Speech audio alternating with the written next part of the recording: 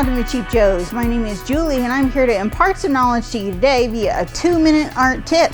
But today we have something special in mind where I am actually going to let somebody else impart some knowledge to you and show you something fantastic because we have a visiting friend here that we'd like to introduce you to. Come on up. Hi, everybody. This is Ward. And he's going to show us a little something cool about backgrounds and using Brusho. So this is fantastic. Want to perk your ears up, maybe get a pen and pencil out, and check this out.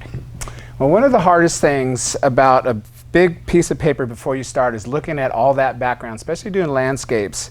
But backgrounds can be very daunting. And so I have a little technique I'd like to share with you today on how to do what I call an instant background.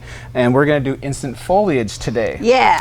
And so let's start out. I'm just going to grab one of these fabulous pseudo squirrel brushes. And I'm going to just literally drip or dollop big amounts of water all over the page. And it's okay if I go over the image a little bit. In other words, you don't want to outline, only put your drops in the middle and leave the edges, because then it will look like it was cut out and pasted on top. So in other words, it's okay for the water to fall onto the image itself. And we have a lovely frog here. I don't know if you've seen the drawing yet, but you'll see this painting eventually when it's all finished. So I'm dropping a good amount of water into this, and then what I want to do is just take a smaller brush here, and I'm going to connect these dollops. I call this connecting the dollops. And I want to think, as I'm doing this, it's kind of like I'm putting vines into this foliage. And again, I'm going off the edge of the paper. Now there's a pencil line here that shows the edge. If there weren't, I would be painting clear off to the side here. And I'm kind of looking from the side a little bit so I can see where all my water has landed. And then where we don't want water, I'll just take a tissue and I can gently blot it up. But it's okay if it overlaps just a tiny. It'll add continuity, and again, it'll keep it from looking like it was cut out. And I'm just going to grab a couple of these colors. This is leaf green, and this is moss green.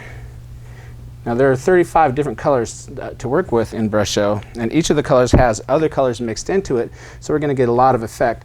And the reason I'm putting this on a piece of scratch paper first is, especially when you're first learning Brusho, if you take the canisters and just shake them like a salt shaker over your painting, you'll obliterate it. This is a nice, gentle way to introduce the particles into the water, and it gives you so much more control.